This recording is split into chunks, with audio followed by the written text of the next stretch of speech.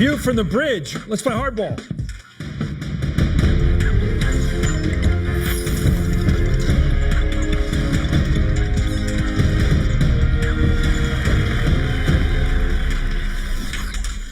Good evening, I'm Chris Matthews in Washington. Let me start with this developing picture in New Jersey. From the beginning, Krис Kристi has denied any knowledge of the tactics used by his staff people. He first tried sarcasm. Did someone think he, the governor, was out there putting down the traffic cones? He then turned to dismay, saying it mystified him that people under him would think this was the way he did business, this punishing of a mayor by shutting down the George Washington Bridge. Mystified. Hold on to that word. We now know, no thanks to Kристi himself, there was a mandatory directive coming from the governor's re-election campaign not to return phone calls from certain mayors' offices. Quote, do not rush to return the mayor's phone call. That was the directive from the Kристi campaign. The governor's aide, Christina Renner, told Kристi administration lawyers. Well, this squares directly with David Wildstein's declaration that there was to be radio silence with the Fort Lee mayor, just as there was to be with another mayor who had failed to support Kристi in his re-election bid.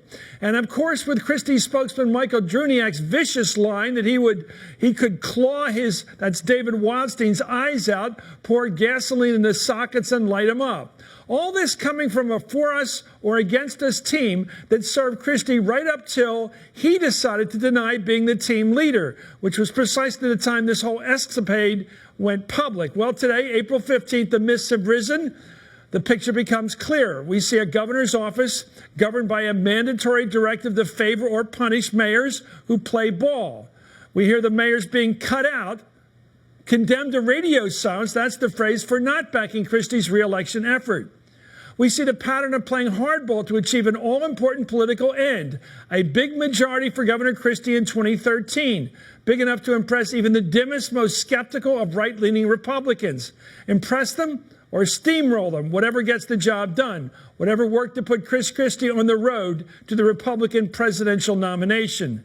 Brian Murphy's an MSNBC contributor and professor at Baruch College in New York. Kendall Koffe's an MSNBC legal analyst and former U.S. attorney.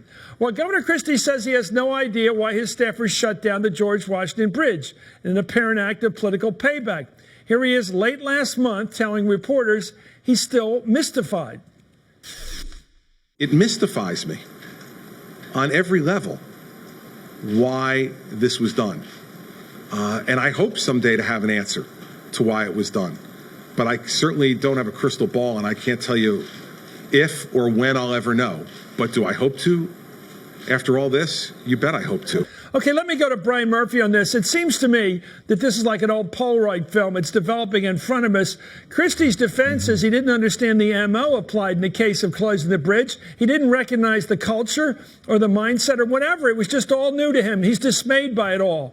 And yet we're finding out now that coming out of Kристi's campaign from Bill Stepien himself, the campaign manager, is this mandatory directive going to Bridget Kelly's office, basically telling her, don't return this mayor's phone call, favor this guy over that guy, the very thing we were looking for. I would call it in many ways a smoking gun, because it does show, along with that list of favored and unfavored mayors we got a while ago, the pattern here, the world in which Bridget Kelly and David Wildstein and Bill Stepien were working. That's right. You know, Christina, and this is from Christina Renner's, the memo that was given by Randy Mastro as part of it was disclosed yesterday, the interview memo with Christina Renner, who's one of the directors of intergovernmental affairs in the Kристi administration. And frankly, it's one of the most interesting memos in the entire stack, because the portrait that we get of how this office operated is that there's actually a lot of, there's a sort of culture of retribution. There are little throwaway lines in the memo, like, they would be mad at mayors and Renner wouldn't know why. Now, Renner's a senior sort of manager in this office, but Bridget Kelly often wouldn't tell her why. Often Bridget Kelly seemed annoyed with her. They had a pretty bad working relationship. And there's a line in the memo that it wouldn't be uncommon for staffers, staffers knew enough not to ask questions beyond what information was given to them. Staffers made it a common habit to run personal email accounts and conduct state business under personal email accounts. And they wrote a lot of stuff down. It wasn't just that they had a list of people to talk to in the court, they also thought that there was a list available of people whose calls they shouldn't take. So the merger it was between... so patterned. It was so patterned here. I want to go to Kendall Coffee here because the line you just raised there, Brian, can we get a list of hands-off mayors? In other words, the ones being punished. No, we can't get it. It would change. It would just keep changing daily anyway. Right. I mean, the frivolousness, Kendall, with which they talk about the fact they're punishing in the office. Well, this guy's off base with us today. We're not talking to him. Radio silence for that guy. He's on the list there, right with Philip, the Jersey City guy.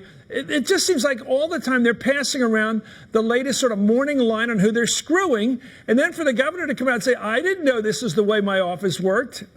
Hard to believe. Well, and as you say, there are really two fascinating points that arise from that. One is that there's a list of the favorites and the unfavorites, which in itself is something that's intriguing, perhaps distressing to some. And secondly, they know to keep that list out of email. Don't document. So it basically seems to strongly suggest that they knew that if we believe that evidence, that there might have been a political agenda, and it was a political agenda that was to be kept under the radar. No fingerprints, please. Mm-hmm. Here's what one of Christie's top staffers at the Office of Intergovernmental Affairs, that's Christina Renner, told state lawyers during her interview. Quote, Christina Renner believed that Bill Stepien, that's the campaign manager for the governor, kept track of mayors who were in favor with the IGA, that's the Office of Intergovernmental Affairs run by Bridget Kelly. IGA staff would receive mandatory directives along the lines of do not rush to return this mayor's phone call.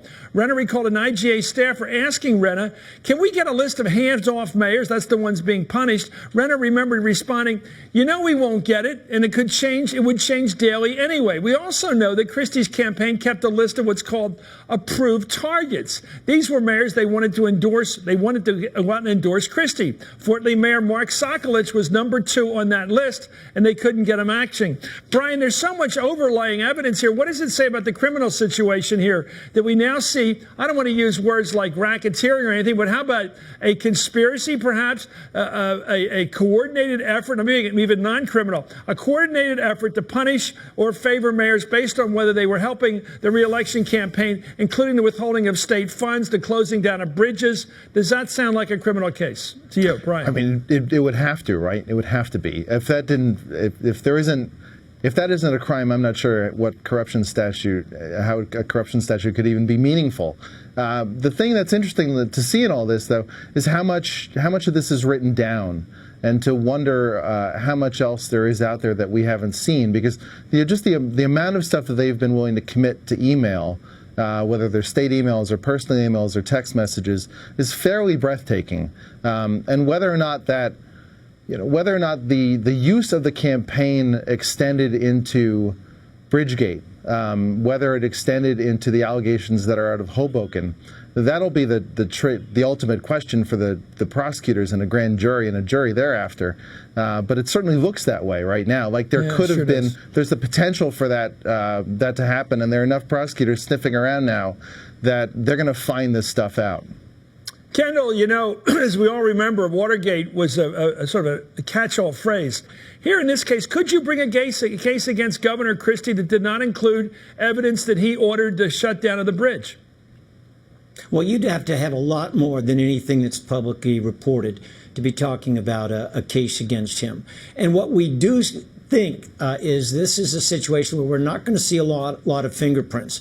Haven't seen any documents so far that directly implicate Chris Christie. There's a fair ways to go before we have that conversation. But there's something intriguing that I want to highlight in this, because the report was very dismissive of the allegations with respect to the Hoboken mayor. We remember that about the report. But there's also this reference in the report to Christina Renner contacting somebody saying, don't bend over backwards to help the Hoboken mayor. That kind of issue is something that if you connect it to everything else, if you've got some proof that's good stuff, and then you have this overlay of a culture, of a mentality, of a trying to keep it below the radar, but make sure that people, mayors, whoever gets a message, no fingerprints, but still a message. That kind of thing would definitely fuel a theory if indeed they have the specific evidence of actual knowledge on the part of Christie and some pretty good witnesses with credibility to establish it.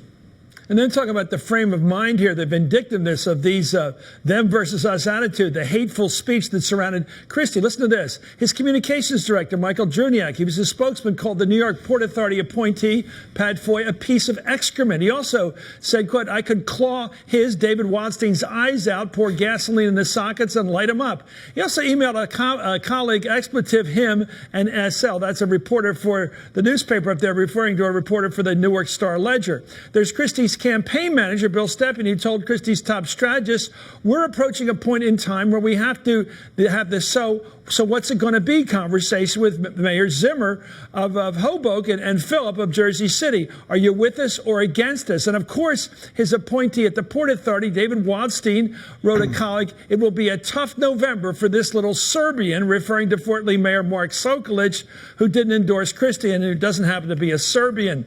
Back to you, Brian. This culture of us against them, of who's on the team, who's not, who are we going to punish, radio silence, shunning, favoring. Again, I go back to you and the question, is there a chance now for a larger charge against the governor, which involves this whole network he has created? Or do you have to show that he had a little instruction camp where he taught each people how to operate this way? How do you have to tie him into it? Yeah, I'm not sure how you begin establishing it. Maybe you find an email that talks about the governor being concerned. I mean, that's sort of what I always assume the smoking gun is going to be. It'll be something like that. It won't be a direct email. But what's interesting, one of the interesting things that comes out of this is that, according to Christina Renner, Bridget Kelly doesn't. She has a reaction after the Bridgegate stories first get written that she thinks it's weird that Sokolic thinks that he's being punished for not endorsing. And that's in Christina Renner's memo, too, which suggests that there's another motivation there. And I think, again, I've always thought that if there's any other motivation than it being about some kind of political retribution, then you get into a money issue. And once you get into a money issue, you are very clearly into a corruption case. Yeah, I'm looking at the fact that it may well be, because you don't accomplish your ends in punishing a mayor for not endorsing you. It's over by then. It wasn't going to happen. That's but right. What you can do is raise the price, or you can say, Fort Lee's not a good place to support a development project in because they've got bad traffic problems. And by the way, that fits with the idea that the plan for the bridge closings was for a full month of closing, which would have established the fact that it's a bad investment. Anyway, thank you, Brian Murphy, and as always, the great Kendall Coffee. Thanks for joining us. Coming up, Republicans are joining the competition for women voters, and I say welcome to the fight. This is going to be a good one. Plus, Boston's strong. It's been a year now, just a year, since the bombings at the Boston Marathon. Tonight, we're going to look at how the city has found strength and unity in the face of tragedy. A real statement about Boston here. And the saga of that anti-government rancher out in Nevada, you will hear about this guy a lot more, who doesn't want to pay for his cattle to graze on federal land. He's sort of setting up a kind of whiskey rebellion out there. He's joined by Ted Nugent, and the Duck Dynasty guy is the latest folk hero of the far right, really far right. And guess which is the latest state where Republicans want the option to secede from the Union, where the Republican Party began in Wisconsin, of all states, in Ripon. This is Hardball, the place for politics.